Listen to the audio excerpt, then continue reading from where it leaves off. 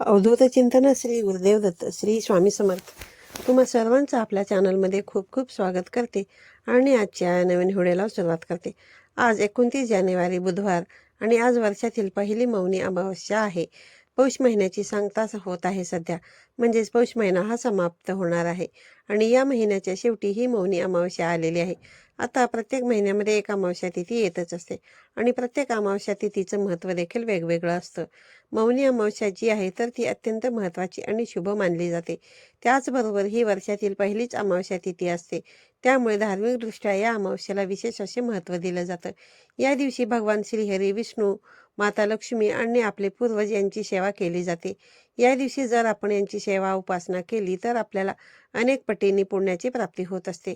त्याचबरोबर या दिवशी घरामध्ये काही प्रभावी उपाय आणि सेवा देखील केल्या जातात आणि म्हणूनच आज या व्हिडिओमध्ये मी तुम्हाला एक अतिशय प्रभावी असा उपाय आहे तो सांगणार आहे. आज मौनी अमावस्येच्या दिवशी तुम्ही मौन नाही पाळले तरी देखील चालेल, पण कुत्र्याला तुम्हाला ही एक वस्तू खाऊ घालायची आहे. ही वस्तू खाऊ घातल्याने शत्रू देखील तुमच्यासमोर लोटांगण घालेल. 7 पिढ्यांचं दारिद्र्य जे आहे तर ते नष्ट होऊन प्रखरातील प्रखर पितृदोष सुद्धा दूर होईल. पितृ तुमचे प्रसन्न होतील आणि तुम्हाला सुखी संसाराचे आशीर्वाद देखील देतील. तर अशी कोणती वस्तू तुम्हाला कुत्र्याला खाऊ घालायची आहे आणि ती कोणत्या वेळेमध्ये खाऊ घालायची आहे याबद्दलची सविस्तर माहिती जाणून घ्यायची असेल तर व्हिडिओ स्किप न करता शेवटपर्यंत पाहत राहा, म्हणजे तुम्हाला तुमच्या सर्व प्रश्नांची उत्तरे मिळून जातील. बघा, आणि असेच नवीन आणि माहितीपूर्ण व्हिडिओ पाहण्यासाठी बेल आयकॉनला देखील प्रेस करा.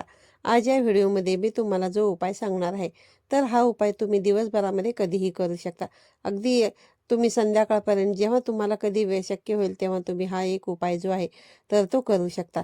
तर आपल्याला हा जो उपाय आहे तर हा उपाय पितरांचे आशीर्वाद प्राप्त करून घेण्यासाठी, पितृतृप्त होण्यासाठी, कुटुंबाची प्रगती होण्यासाठी करायचा आहे. या मौनी अमावस्येच्या दिवशी पूर्वज हे पितृलोकातून पृथ्वीवरती येत असतात आणि ते कोणत्या ना कोणत्या रूपामध्ये आपल्याला भेटायला देखील येत असतात आणि म्हणूनच या दिवशी पितरांसाठी तर्पण, पिंडदान हे देखील केलं जातं. आता बघा, ज्या घराला पितृदोष लागलेला असतो त्या घरामध्ये अनेक अडचणी, अडथळे येत असतात. जसे की घरामध्ये कष्ट आणि मेहनत करूनही पैसा येत नाही, कष्टाला आणि मेहनतीला हवा तसा मोबदला मिळत नाही, किंवा घरामध्ये पैसा आला तरी तो टिकत नाही. घरामध्ये सतत नेहमी कोणी ना कोणी आजारी असतं, त्यामुळे आलेला पैसा हा आजारपणामध्ये निघून जात असतो. तसेच घरामध्ये मुलं असतात, भरपूर शिकलेली असतात, परंतु मनासारखा त्यांना जोडीदार मिळत नाही किंवा मनासारखी त्यांना नोकरी मिळत नाही. तसेच मुलांची प्रगती देखील होत नाही. मुलांची प्रगती जी आहे तर ती वरचेवर खुंटत जाते. घरातील मुलं हे वाईट, व्यसनी बनत जातात. त्याचबरोबर घरातील मुलं हे खूप हट्टीपणा देखील करतात, चिडचिडेपणा करतात, उद्धटपणा करतात. त्याचबरोबर एखादा उद्योग व्यवसाय असेल तर तो देखील चांगला चालत नसेल. घरामध्ये सतत वादविवाद, क्लेश होत असतील, अगदी छोट्या मोठ्या गोष्टीवरून घरामध्ये जर भांडणं होत असतील तर याला पितृदोष असणे असे म्हटले जाते. ही सर्व लक्षणे जी आहेत तर ती पितृदोषाची आहेत आणि म्हणून या अमावस्येच्या दिवशी पितरांसाठी काही उपाय, सेवा ह्या केल्या जातात.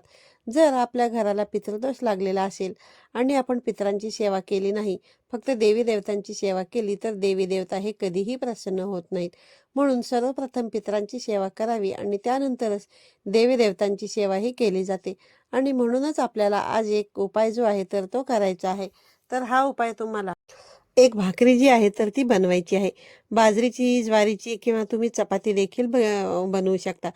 चपाती किंवा भाकरी बनवल्यानंतर त्या भाकरीला तुम्हाला थोडंसं मोहरीचं तेल जे आहे तर ते लावायचं आहे आणि त्या भाकरीला अगदी थोडंसं एक बोटभर मध जे आहे तर ज्याला आपण हनी देखील म्हणतो बरेच जण, ते मध त्याला थोडंसं लावायचं आणि एक मधाचा बोट जे आहे तर ते तुम्हाला त्या भाकरीवरती ओढायचं आहे आणि यानंतर तुम्हाला ही जी भाकर आहे तर ती कुत्र्याला खाऊ घालायची आहे. आता ही भाकरी खाऊ घालत असताना तुम्हाला एखादा काळा कुत्रा दिसला तर त्याला खाऊ घाला. काळा कुत्रा नसेल तर मग तुम्ही इतर कोणत्याही कुत्र्याला खाऊ घातलं तरी देखील चालेल. पण बघा, या दिवशी पूर्वज जे असतात तर ते कुत्रा, कावळा, गाय या रूपामध्ये आपल्याला भेटत असतात आणि जेव्हा आपण अशी भाकर त्यांना खाऊ घालतो तेव्हा ते आपल्यावरती प्रसन्न होतात आणि आपल्याला सुखी संसाराचे आशीर्वाद देतात. म्हणून तुम्हाला हा एक उपाय जो आहे तर तो आजच्या दिवशी करायचा आहे. त्याचबरोबर या दिवशी तुम्हाला गाईला दही भात देखील खाऊ घालायचा आहे. अमावस्याच्या दिवशी आपण माता लक्ष्मीची पूजा करत असतो. गाईला सुद्धा माता लक्ष्मीचे प्रतीक मानतो आणि अमावस्येच्या दिवशी गाईला दही भात खाऊ घालणं हे अत्यंत शुभ मानलं जातं. दही भात जर आपण आपल्या हाताने गाईला खाऊ घातले आणि गाईच्या जिभेचा स्पर्श जर आपल्या हाताला झाला तर आपलं भाग्य बदलून जातं असं बघा. म्हणजेच काय होतं, आपल्या हातावरच्या ज्या रेषा असतात तर त्या रेषा ना गाईच्या जिभेचा स्पर्श झालेला असतो आणि ती वस्तू खाऊ घालताना आपल्या हाताच्या रेषांना सुद्धा ती जीभ जी आहे ती स्पर्श होत असते आणि तेव्हाच आपलं भाग्य, आपलं नशीब हे बदलायला सुरुवात होत असते. आपल्या मागे ज्या काही अडचणी अडथळे आहेत तर त्या दूर होतात. आपल्याला प्रगतीचे मार्ग जे आहेत तर ते मिळत असतात. प्रत्येक कामात यश मिळत असतं. आपले वाईट दिवस संपून चांगल्या दिवसांची सुरुवात होत असते. आता तुम्ही फक्त हे उपाय केले आणि लगेच तुम्हाला सर्व गोष्टी मिळतील असं नाही. तर यासाठी आपल्याला कष्ट आणि मेहनत हे देखील करायचंच आहे. परंतु कष्टाचं आणि त्या केलेल्या मेहनतीचं योग्य असं फळ मिळणं सुद्धा तितकंच महत्त्वाचं आहे. आणि म्हणूनच आपल्या कष्टासोबतच आणि मेहनतीसोबत जर आपण विशेष तिथीवरती हे काही उपाय जर केले तर आपले कोणतेही प्रयत्न, कष्ट जे आहेत तर ते कधीही वाया जात नाहीत. नेहमी आपल्याला आपल्या नशिबाची साथ जी आहे तर ती मिळत असते. आणि म्हणूनच जर तुमच्या घराजवळ एखादी गाय असेल तर त्या गाईला आजच्या दिवशी दही भात अवश्य तुम्हाला खाऊ घालायचं आहे. त्याचबरोबर दिवशी बघा, या काळ्या कुत्र्याला, कावळ्याला देखील तुम्हाला दही भात देखील खाऊ घालायचा आहे. जर तुमच्या अंगणामध्ये, तुमच्या बाल्कनीमध्ये कावळा येत असेल तर आजच्या दिवशी तांदळाची थोडीशी खीर बनवा आणि ती कावळ्याला तुम्हाला खायला ठेवा. यामुळे प्रखर पितृदोषातून देखील मुक्तता होत असते. पितृ जे आहेत तर ते प्रसन्न होऊन आपल्याला आशीर्वाद देतात. त्याचबरोबर आज संध्याकाळी तुम्हाला तुमच्या घराच्या मुख्य दरवाजावरती एक मोहरीच्या तेलाचा दिवा जो आहे तर तो अवश्य लावायचा आहे.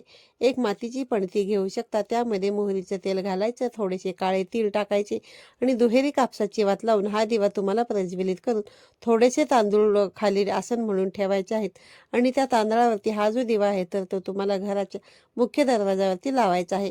हा उपाय केल्याने आपल्या घरामध्ये सुख, शांती, समृद्धी कायम टिकून राहण्यास मदत होते. वाईट गोष्टींपासून, वाईट शक्तींपासून आपल्या कुटुंबाचं नेहमी संरक्षण होत असतं. तर असे हे छोटे छोटे उपाय जे आहेत तर ते तुम्हाला आज मौनी अमावस्येला अवश्य करायचे आहेत. आजच्या व्हिडिओमधून सांगितलेली माहिती तुम्हाला जर आवडली असेल तर व्हिडिओला लाईक करा, शेअर करा.